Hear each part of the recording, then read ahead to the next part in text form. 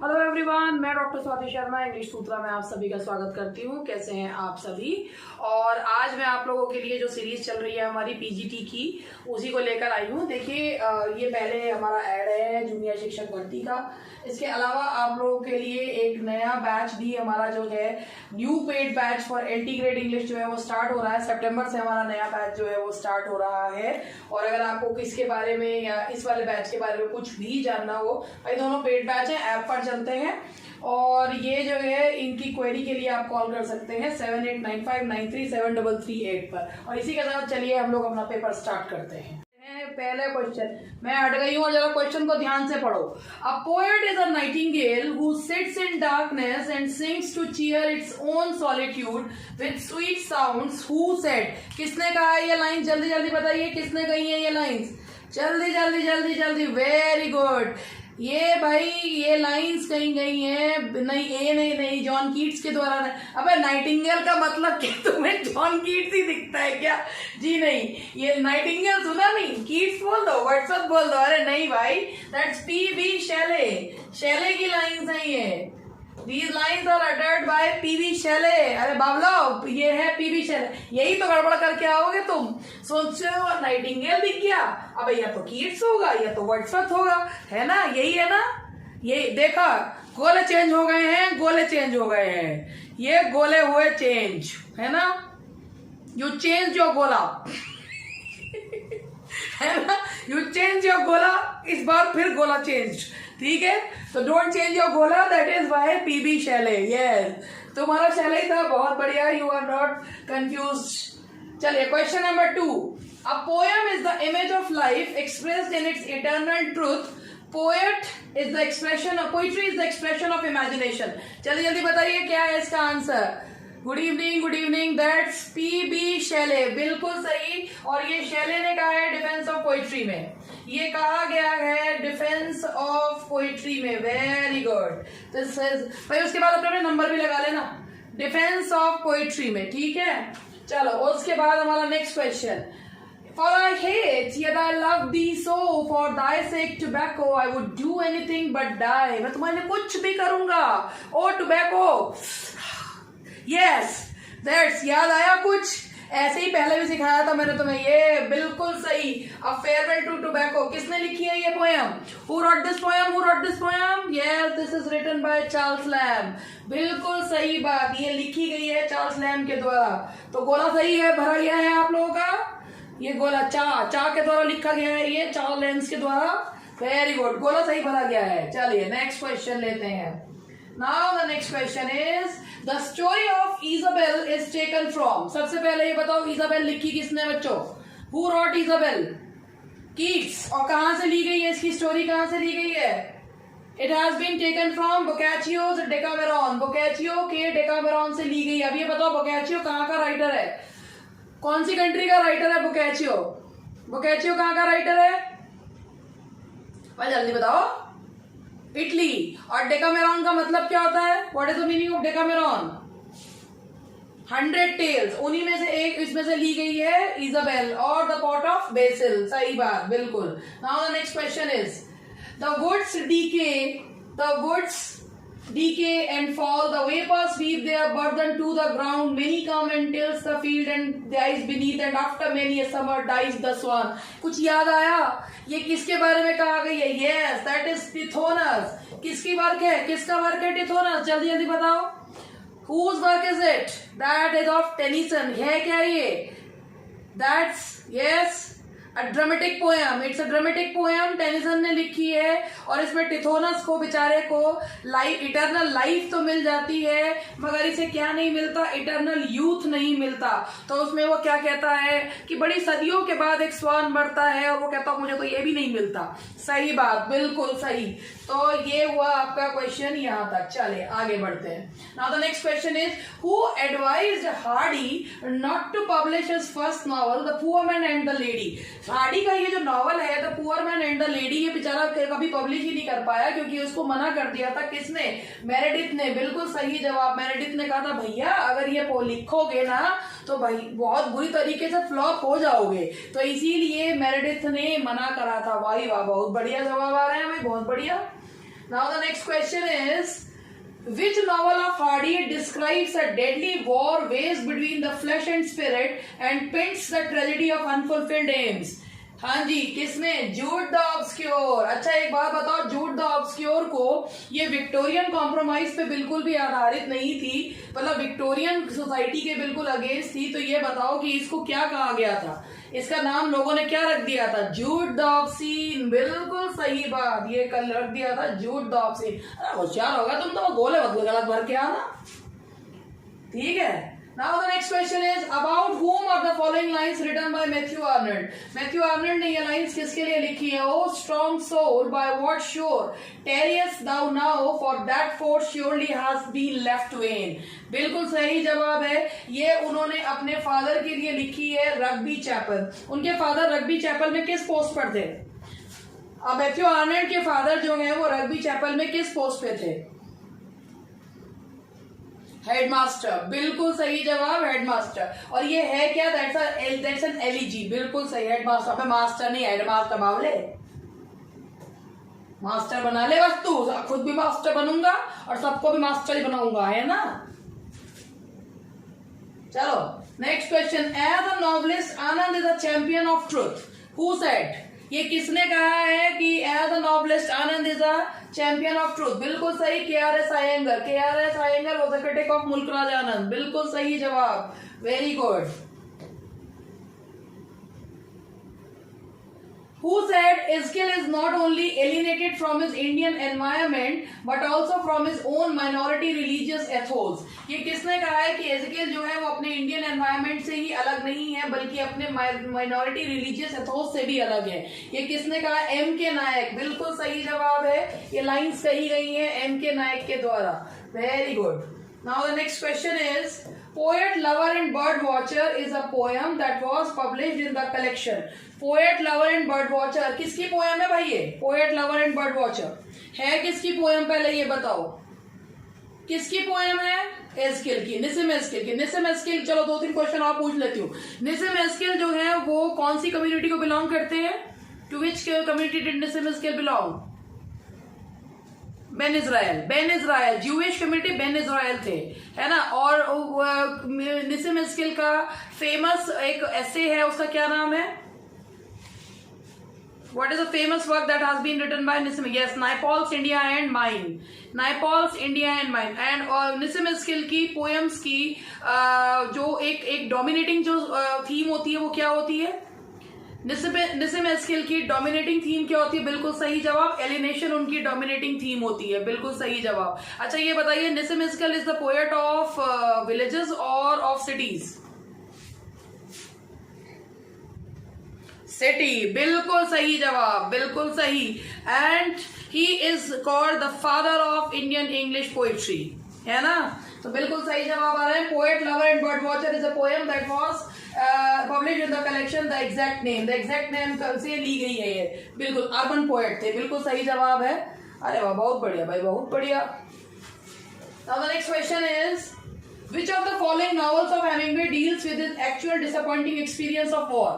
इनमें से कौन सा जो हेमिंगवे का नॉवल है उनको एक्चुअल डिसअपॉइंटिंग एक्सपीरियंस बताता है? यस, बताइए। A Farewell to Arms. बिल्कुल सही जवाब। Who is the hero of a Farewell to Arms? Yes, who is the hero of a Farewell to Arms? ये भी बताओ। Henry Jordan. Yes, and Farewell to Arms. बिल्कुल बिल्कुल सही। अच्छा ये बताओ, फेयरवेल टू आर्म्स जो है क्या ये ऑटोबायोग्राफिकल सॉर्ट ऑफ नॉवल भी है? क्या ये ऑटोबायोग्राफिकल सॉर्ट ऑफ नॉवल है? Semi obvious. अच्छा ये बताइए कि हेमिंगवे ने किस रूप में सेवा करी है, मतलब फोर्सेस में किस तरीके से सेवा करी है? Ambulance driver. बिल्कुल सही, एम्बुलेंस ड्राइवर। और उन्हें कौन सा जो है वो ब्रेवरी के लिए मेडल मिला था? कौन सा मेडल मिला था ब्रेवरी के लिए? Silver medal of bravery. कौन सी गवर्नमेंट ने दिया था? Which government awarded the silver medal? Italian. Very good, बहुत बढ़िया, बहुत बढ़िया भाई। चलो मेरे बाल को, तुम्हारी तैयारी तो वैसे सही चल रही है। विच of the following sentences is correct, इनमें से कौन सा सेंटेंस जो है वो सही है। Ernest Hemingway committed suicide. Ernest Hemingway was killed in a battle. He was murdered in a street brawl. None of these. That's suicide. अरे अच्छा, how many times did Ernest Hemingway married? कितनी बार शादी करी थी Ernest Hemingway ने? पंचायतियों, चलो जल्दी बताओ। He got married, ये नहीं भाई, 3 बार किन्ने का, 4 बार शादी करी थी। Ernest Hemingway को नोबेल ऑफ पुलिट्जर कौन से नॉवल के लिए मिला था? हेमिंगवे को नोबेल ऑफ पुलिट्जर किसके लिए मिला था? The Old Man and the Sea. Nobel कब मिला था? नोबेल कब मिला था? नोबेल 1954। और पुलिट्जर कब मिला था?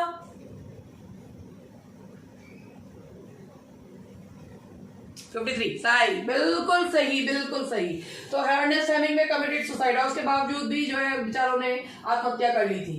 इन the phrase the star to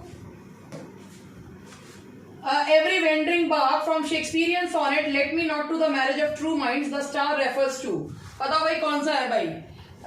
the star to every wandering bark, इसमें इन्होंने जो पोल स्टार है, पोलर नहीं, पोल स्टार जो है उसे माना। Yes, that's A. Pole star को उन्होंने ये कहा है कि ये एक जो पोल स्टार होता है हर भटके हुए जहाज को वो राह दिखाता है, तो पोल स्टार को उन्होंने कहा है कि वो हर भटके हुए जहाज को राह जो है वो दिखाता है, इससे लोग समझ जाते हैं, दिशा के बारे में जान जाते हैं। Now the next question is he jumped off the bus while it, अब इसका आंसर दीजिए क्या होगा?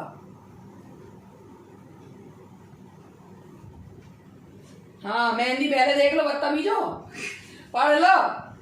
he jumped off the bus while it was moving, भाई खतरों के खिलाड़ी थे वो, और चलती बस से जो है वो कूद गए।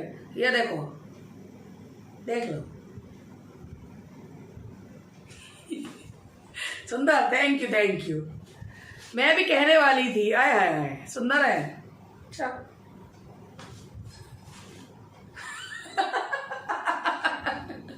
हाँ, थैंक यू, थैंक यू। चलो देखिए, jumped of the bus while it was moving, तो ये जो है व्हाइल इट वाज मूविंग यानी कि चलती बस से बंदा कूद गया, खतरों का खिलाड़ी था। ठीक है, तो ये जो है आपका हो गया ही जम्प्ड ऑफ, सही सी बी है आपका इसका आंसर। Question number 16। अब ये वाले में बताओ, इस तरीके के क्वेश्चंस में कंफ्यूज होते हैं, बताओ इसका आंसर क्या होगा?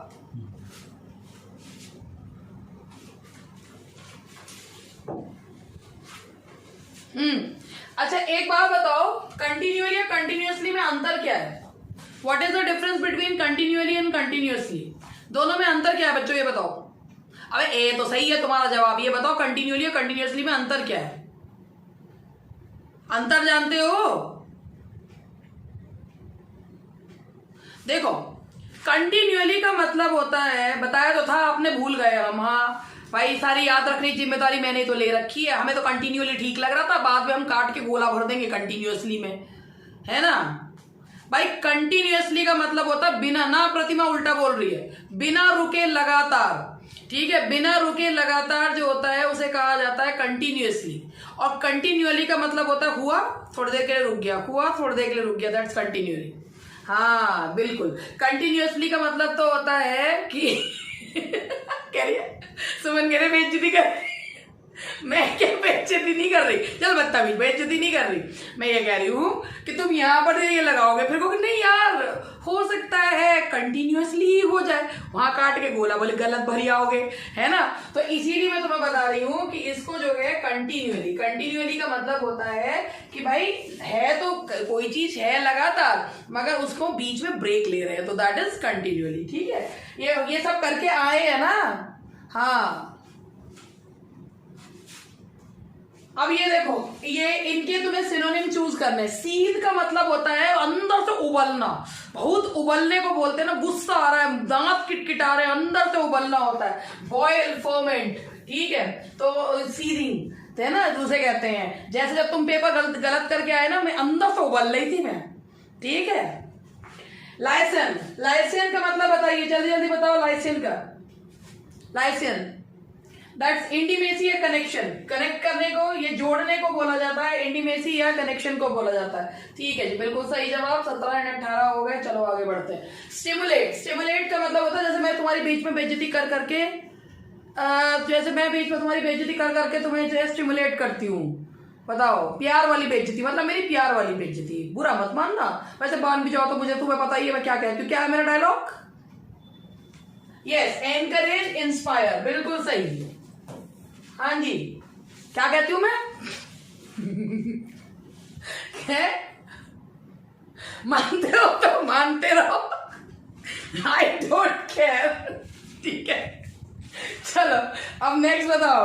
हाँ देखो, मैं डायलॉग भी याद हो गया तुम्हें। अब बताओ प्रोपेंसिटी, प्रोपेंसिटी का मतलब बताओ। प्रोपेंसिटी का मतलब होता है किसी चीज के प्रति झुकाव होना, किसी चीज के प्रति झुकाव होने को कहा जाता है प्रोपेंसिटी।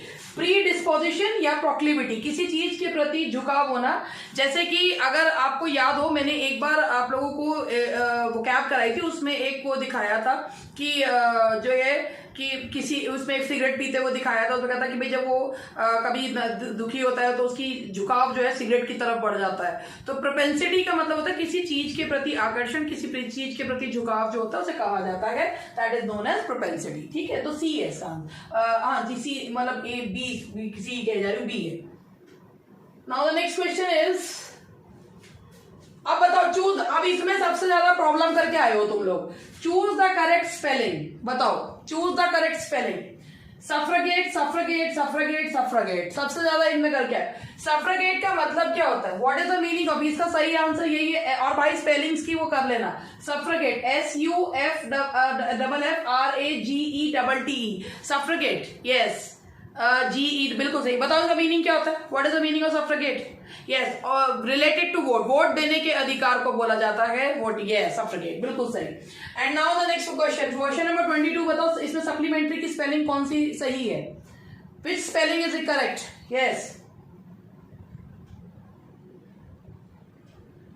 ए या बी?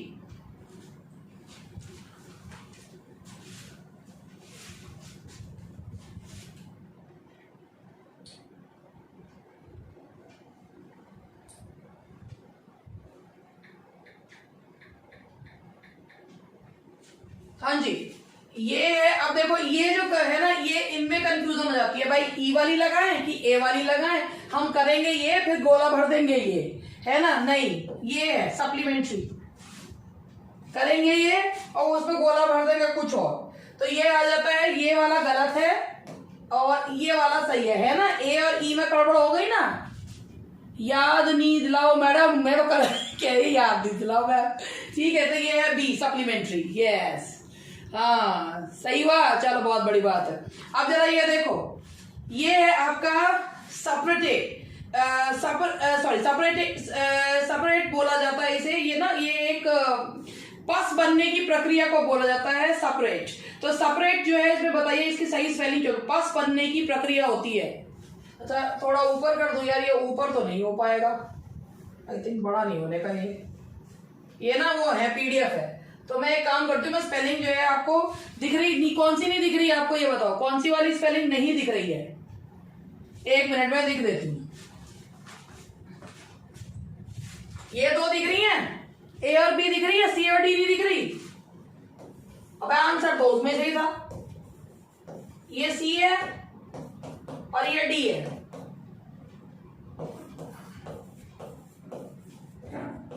अब बताओ, अब देखो, ये देखो मैंने लिख दी,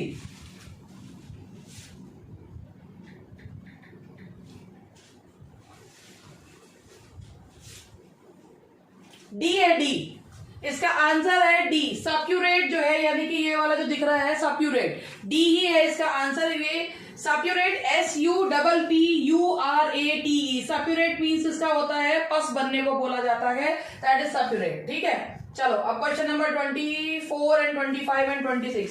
नीचे वाला तक दिख रहा है? ये बताओ पहले, नीचे तक दिख रहा है? चलो, the past participle form of lay is, the past participle form of lay, lay की थर्ड फॉर्म बताओ।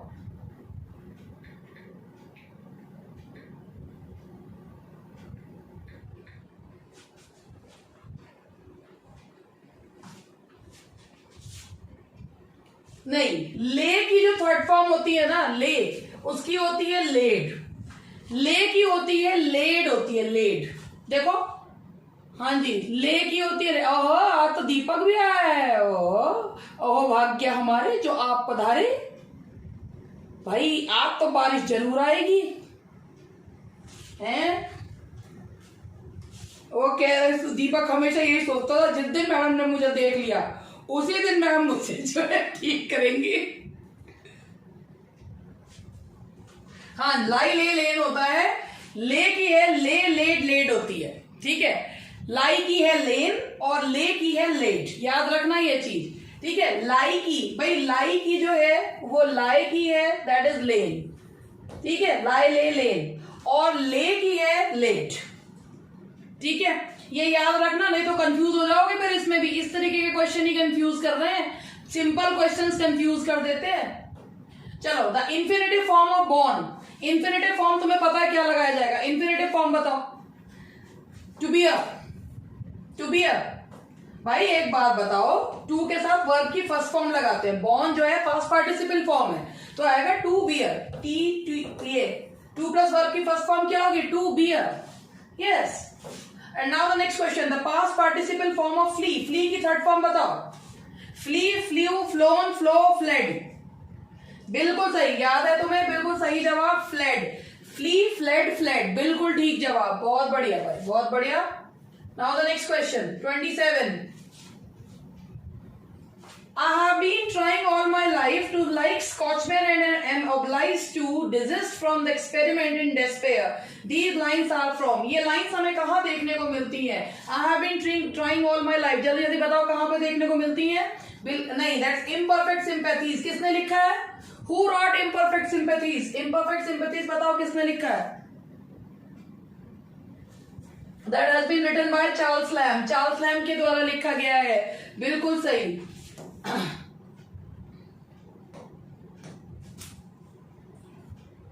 Question number 28. Credulity is the man's weakness but the child's strength। ये लाइंस कहां से ली गई हैं? Credulity is the man's weakness but the child's strength। बिल्कुल सही। Witches and other night fears, ये सारी चीज मैंने तुम लोगों को करवा रखी है, अगर तुम्हें याद भी हो। और ये किसने लिखा है बताओ? Witches and other night fears किसने लिखा है? बिल्कुल सही, लैम्ब ने लिखा है, बिल्कुल सही, Charles lamb. 29. John Wilson Coker wrote a harsh review in the April 1818 edition of the Quarterly Review to criticize, क्या है? यस, बताओ जल्दी बताओ, किस में लिखा है? कीट्स की एंडीमियन को। अच्छा, कीट्स की एंडीमियन को आज मुझसे अजय ने पूछा भी था कि किसी पोएम को क्या कहा गया? अ फीवरिश अटेम्प्ट। भाई एक बार बताओ, क्यों भूल गया था? फीवरिश अटेम्प्ट कहा गया है। अ फीवरिश अटेम्प्ट जो कीट्स की एंडीमियन को पानी पी पी के कोसा था कि भाई द क्वार्टरली रिव्यू में इसको बहुत ज्यादा जो है क्रिटिसाइज किया था, बेचारे कीट्स का दिल टूट गया था, है ना? तो ये कीट्स की एंडीमियन सही है। चलो आगे बढ़ते हैं।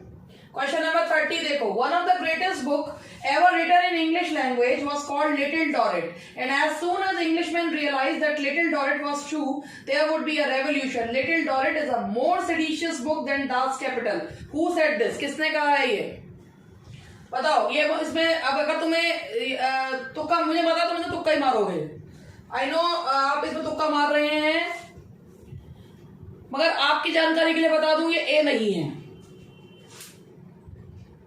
बी भी नहीं है, सी है। ये सी है, बर्नार्ड शॉ ने कहा है। This is said by Bernard Shaw. ये ए नहीं है, बी नहीं है, याद रख लीजिएगा। One of the greatest books ever written in the English language was called Little Dorrit. ये किसने कहा है? बर्नार्ड शॉ ने। हम तो कर रहे हैं काम, बहुत बढ़िया। चलो कोई बात नहीं। 31. Hardy's melancholic disposition was the result of his unsuccessful affair with. ये बताइए कि हार्डी जो है वो इतने मेलेंकलिक जो थे, इतने दुखी इंसान थे, वो क्यों थे? अबे पढ़ तो लो पूरा, बदतमीज हो। तुम्हारे साथ यही तो दिक्कत है कि तुम पढ़ते नहीं, गोला पहले मार देते हो। देखो भैया, इसमें भी गोला मारोगे तो बिल्कुल भी तुम्हें सुधार का वो नहीं दूंगी मैं। ध्यान से पढ़ो। Tryphena, his unhappy married life, the disturbing era and environment he lived in, all of these। तो ये इसका आंसर है, ऑल ऑफ दीज। बावलो, ऑल ऑफ दीज। हाँ, ऑल ऑफ दीज। चलो Now the next question. I don't want the yogi's concentration. I don't want the perfect charity of saints nor the tyrant's endless power. I want a human balance humanly. Which poem of Ezekiel the above lines are taken from? ये lines कहाँ से ली गई हैं? I don't want the yogi's concentration. I don't want the perfect charity. बताइए. That's नहीं. ये अबे Jewish wedding in Bombay में तो अपनी शादी के बारे में बताया था उन्होंने. हाँ, A है वो. मारो तुक्का, मारो मारो मारो, दो चार तुक्के तो चलते हैं, दो चार तुक्के तो चलते हैं. Poem of dedication. ठीक है.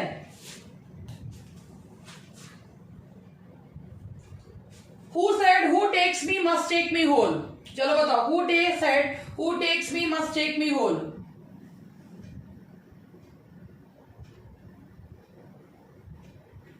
ये दैट्स वॉल्ट विटमैन. बिल्कुल सही जवाब. Walt Whitman. Walt Whitman. कैसे पता लगा वॉल्ट विटमैन की ने कहा है ये? कैसे पता चला? पढ़ा हुआ वॉल्ट विटमैन ही लग रहा था केवल.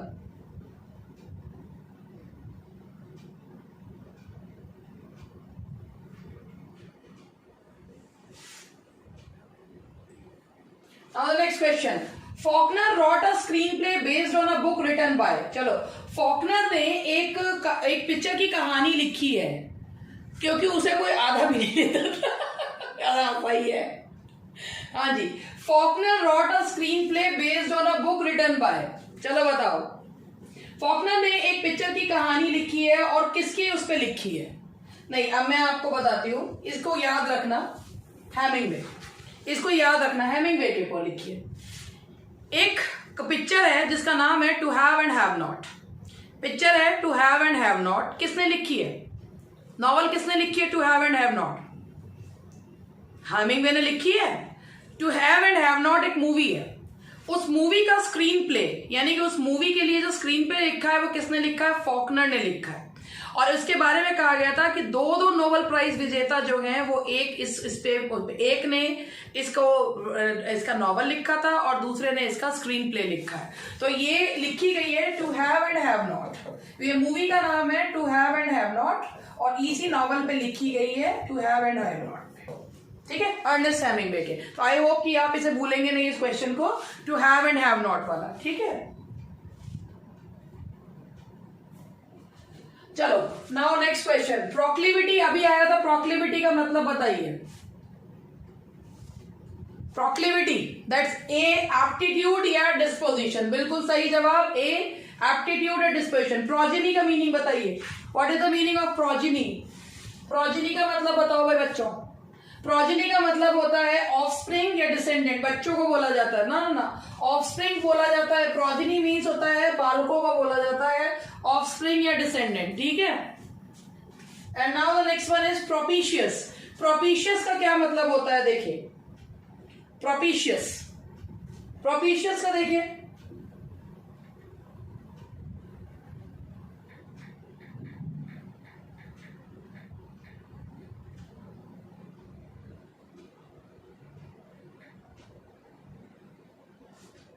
हाँ जी. Crush, put down, hard, force, pleasing, favourable क्या है? That C. ना. प्रोपिशियस का मतलब होता है जो अच्छा रिजल्ट देता है उसे प्रोपिशियस कहा जाता है. तो इसका आंसर है आपका प्लीजिंग, फेवरेबल. मुझे लग रहा है नीचे वाला दिख नहीं रहा है. हेल्दी. यस. Pleasing, favourable. ठीक है. चलो. इसका है प्रोपिशियस का है प्लीजिंग या फेवरेबल. ठीक. चलो कोई बात नहीं. चलो आगे बढ़ते हैं. Which of the following works by Thomas Hardy appeared anonymously in 1871? चलो बताओ. Satires of circumstances, Under the Greenwood Tree, Desperate Remedies, none of the above. Very good. कौन से ईयर का क्वेश्चन है? कौन से ईयर का? हाँ बताओ 2016. यस. Desperate remedies. भाई ऐसा होता है ना, पिछला पेपर भी छोड़ना नहीं चाहिए, कर लेना चाहिए पिछला वाला पेपर भी. हाँ. तो डेस्परेट रेमेडीज बिल्कुल सही. चलो question number 39. Find out the figure of speech in the following statement. If you come I see you coming out of a light blue car tomorrow. That's innuendo. Innuendo इसमें कैसे है ये बताओ पहले. I see you coming out of a light blue car tomorrow, ये innuendo है कैसे? इसमें हिंट दिया जा रहा है कि भाई इसमें कि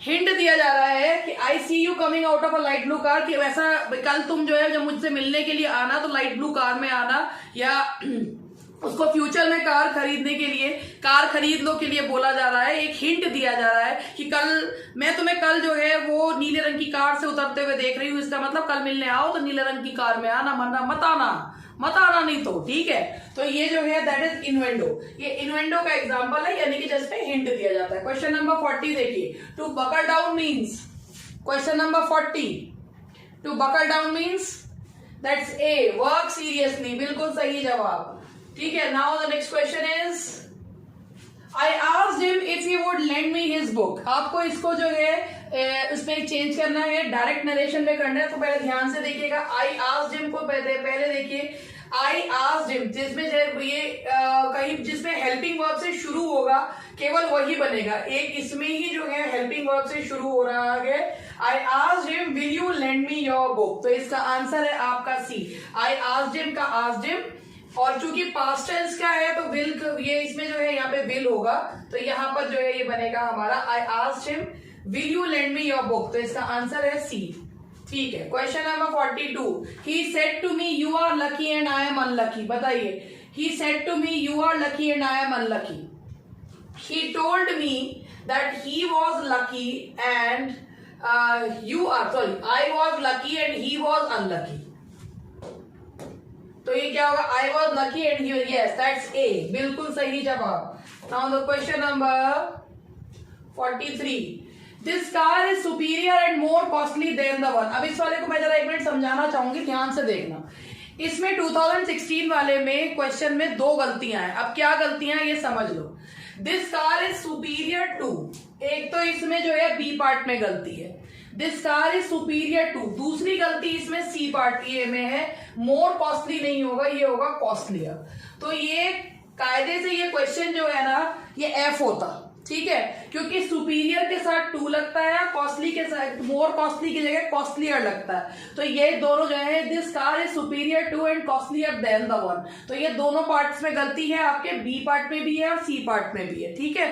तो इसलिए अब इसीलिए कॉस्टलियर, तो यहाँ पर अब दोनों पार्ट्स में ही वो मानी जाएगी, इसीलिए भाई आयोग ने जो माना था वो सिर्फ सी माना था तब, लेकिन है ये दोनों में गलती, दोनों में। अब जो दोनों में लगाएगा आपत्ति मानी जाएगी, तो ये दोनों में है और किसी में नहीं है, ठीक है। अब बताओ, you will either have to improve your work और I shall to dismiss you from school. चलिए क्वेश्चन नंबर 44 देखिए, इसमें गलती ये है कि भाई देखो और के बाद जो है वो प्रोनाउन आ रहा है, लेकिन ईदर के बाद वर्ब आ रहा है, तो हमें यहां देखा है, यहां पर हम उठाकर ईदर को यहां लगा देंगे, तो ये हो जाएगा A, either you will have to, क्योंकि हम जब भी कभी पार्ट ऑफ स्पीच को देखते हैं तो और के बाद वाला देखते हैं, तो इसीलिए यहां पर आएगा either you will have to improve your work, तो इसका आंसर है आपका ए, ठीक है, ए आंसर है। अब जरा क्वेश्चन नंबर 45 देखो, same part of speech use होता है, there is always danger of panic when a fire break in a crowded city. बताओ भाई, there is always danger of panic when a fire break in a crowded city, इसका C है, क्योंकि fire के पहले ए नहीं लगता, अनकाउंटेबल नाउन है, तो फायर के पहले कभी भी ए का यूज नहीं किया जाता। आज मैं आपको ये वाले क्वेश्चंस भी इसलिए लेके करवा रही हूँ क्योंकि भाई आपको अगर आप रटे ना उसको समझने के लिए से पॉइंट ऑफ व्यू से, which is not correct statement for metonymy figure of speech. The Greek language metonymy denotes a change of name, metonymy का मतलब होता है चेंज ऑफ नेम, बिल्कुल सही है। Metonymy occurs where one thing is applied to another with which it has become closely associated. Metonymy तब होती है जब एक हम नाम परिवर्तित कर देते हैं जो उससे जुड़ा हुआ होता है। Metonymy a part of something is used to signify the whole. भाई ये बताओ, ये है तो आपका यही करेक्ट आंसर। ये बताओ पार्ट फॉर होल को बताने के लिए कौन सी फिगर ऑफ स्पीच यूज करते हैं? Which figure of speech do we use? बिल्कुल सही जवाब, हम यूज करते हैं सिनेक्डोकी। सिनेक्डोकी जो है वो यूज किया जाता है, सही बात, बिल्कुल सही। Now the next question is, it rained all Monday and stopped raining that night. तो यहां पर क्या आएगा भाई बताओ? It rained all Monday and stopped raining, यहां पर आएगा उस रात के दौरान, ठीक है, उस रात, इन दैट नाइट या फ्रॉम। भाई प्रेपोजिशंस भी बहुत अच्छे से करके जाना। It rained all Monday and stopped raining during that night का मतलब होता है जब किसी चीज के दरमियान कोई चीज होती है तो उसके लिए आप क्या यूज करते हैं, ड्यूरिंग का प्रयोग किया जाता है। हर चीज का अपना एक जवाब होता है, इसका ये है You have watered the flowers for it's going to rain। कि भाई अब यहाँ पर कारण दिया गया है कि भाई तुम्हें पानी देने की जरूरत नहीं थी बावले, पानी क्यों दे आए, क्योंकि बारिश तो होने वाली है, छाता लगा के दे के आओगे क्या।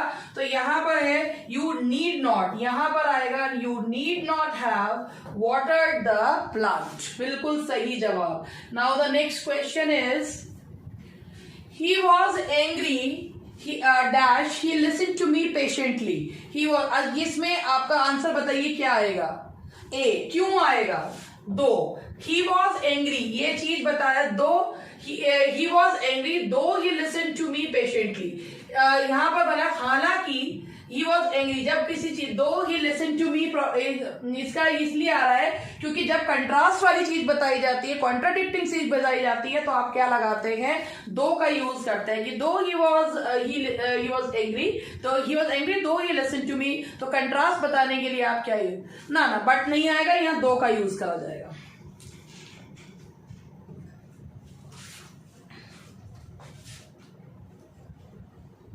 क्या कह रही है, फिर भी, हाँ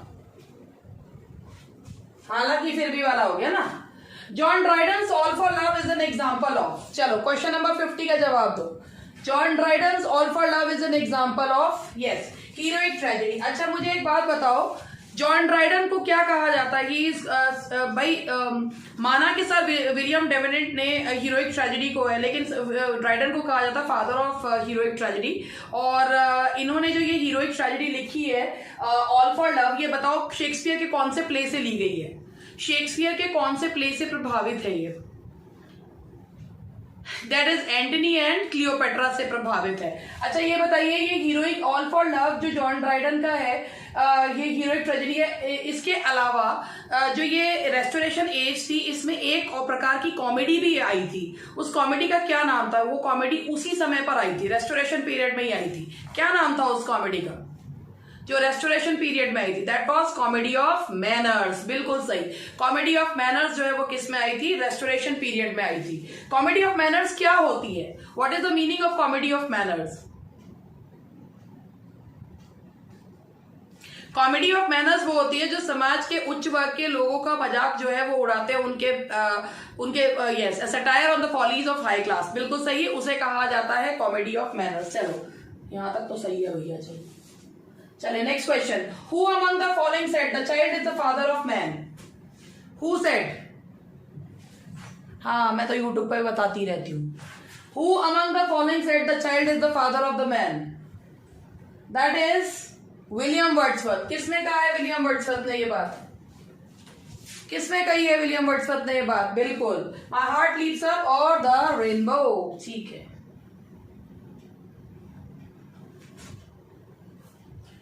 Which of the following periodicals brutally assailed Keats' second volume of works published in 1818?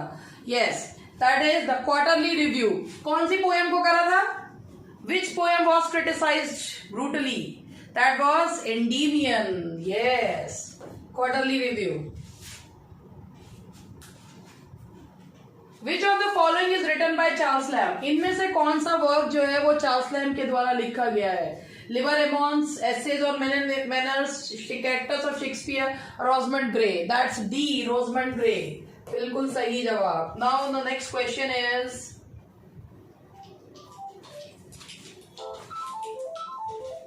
Which of the following is written by Charles Lamb? तो हो गया। चलो 50। एक मिनट रुक जाओ जरा, अभी बता रहे।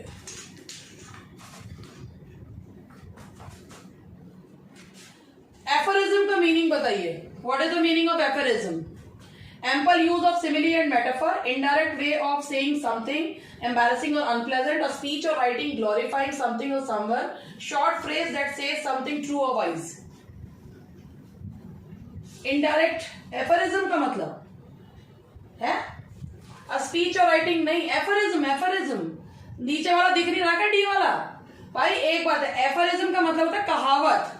इसके लिए दिख रहा है ना भाई, ample use of simile and metaphor नहीं है, एफरिज्म का मतलब होता है, एफरिज्म का मतलब है कि आप एक ऐसी कहावत जो बिल्कुल सत्य हो और उसमें हो।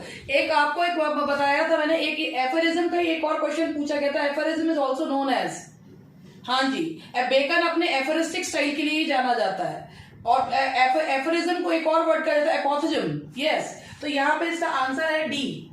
क्वेश्चन नंबर 55 का आंसर है D. Now question number 56, animosity का क्या मतलब होता है? Bacon is known for his aphoristic style, आपको बताया, ये क्वेश्चन आया भी है। एनिमोसिटी का क्या मतलब होता है? That is strong feeling of hatred, बहुत ज्यादा किसी से नफरत की फीलिंग होना, that is called animosity. Now the next question is utilitarianism. Utilitarianism का मतलब होता है कि जब होता है कि भाई मैक्सिमम लोगों को बेनिफिट मिले और अधिकतर लोग खुश रहे, दैट इज नोन एज, नहीं, बिलीफ, ये है B B B B B B B. देखो, यूटिलिटेरियनिज्म का मतलब होता है believe that endorses greater happiness of the greatest number of people. इस बारे में समझा देती हूँ। यूटिलिटेरियनिज्म का मतलब मैं आपको बता देती हूँ। यूटिलिटेरियनिज्म का मतलब होता है कि मैक्सिमम लोगों को जो भी चीज हो वो मैक्सिमम लोगों को उससे हैप्पीनेस मिले, तो उसे क्या कहा जाता है? That is known as utilitarianism, मतलब कि उपयोगितावाद, कि जो चीज भी है वो बहुत से लोगों के लिए उपयोगी प्रूव हो, that is known as utilitarianism. ठीक है, हाँ बिल्कुल बिल्कुल बिल्कुल, अंतिम बूंद तक। 58, if in a ballad a line or stanza is repeated but with an addition that advances the story, it is called. अब ये भी सुन लो रट्टा खोरो कि इंक्रीमेंटल रिपीटेशन होता क्या है। इंक्रीमेंटल रिपीटेशन का मतलब होता है कि ये जो लाइन है वो रिपीट होती है, लाइन रिपीट होती है लेकिन उसमें कुछ चेंजेस होते हैं। रिफ्रेन की तरह होती है, चेंज होती है मगर उसमें कुछ चेंजेस होते हैं, that is known as incremental repetition. ठीक है, हाँ जी। And now the next question is, which work of Wordsworth has been called the fine flower of 18th century meditative poetry? हाँ बिल्कुल बिल्कुल, तो ये है आपका, दैट इज टिंटन एबे। अच्छा, एक इसको कहा, टिंटन एबे को कहा गया है the fine flower of 18th century meditative poetry. और एमरसन ने जिसके बारे में कहा था, एमरसन ने क्या कहा था इसके इमोर्टलिटी ओड के बारे में? व्हाट डिड एमरसन से? High watermark of poetry. High watermark of poetry किसने कहा था? एमरसन ने कहा था। किसको कहा था? Ode on intimations of immortality. ठीक है जी। Now the next question is, which 58 हो गया, 59, 60, which of the following is not a closed drama? Closed drama क्या होता है? पहले ये क्वेश्चन तो टीजीटी में ही पूछा गया है। क्लोजेड ड्रामा होता है जिसमें सिर्फ पढ़ने के लिए लिखा जाता है और परफॉर्म करने के लिए नहीं होता। इनमें से कौन सा नहीं है? ऑल फॉर लव के छोड़कर बाकी सारे क्लोजेड ड्रामा है। प्रोमेथ्यूज अनबाउंड हो, डायनेस्ट हो, सेम्सन एगनिस्टिस हो, सारे के सारे क्लोजेड ड्रामा है, सिर्फ ऑल फॉर लव नहीं है। हाँ, ओनली पढ़ने के लिए होता है, स्टेज पे करने के लिए नहीं होता। And the last question is of today is, Tyresis was written by Arnold to commemorate his friend Arthur Hugh Clough, who died in 1861 at the age of, yes, that's 42. Yes, बिल्कुल सही, रट्टाखोरों ने बिल्कुल सही याद कर रखा है। 42 साल की उम्र में आर्थर ह्यू क्लो की मृत्यु हो गई थी, जिसे कमेमोरेट करा था आर्नल्ड ने। तो भाई आज का सेशन इतना ही, मिलते हैं कल।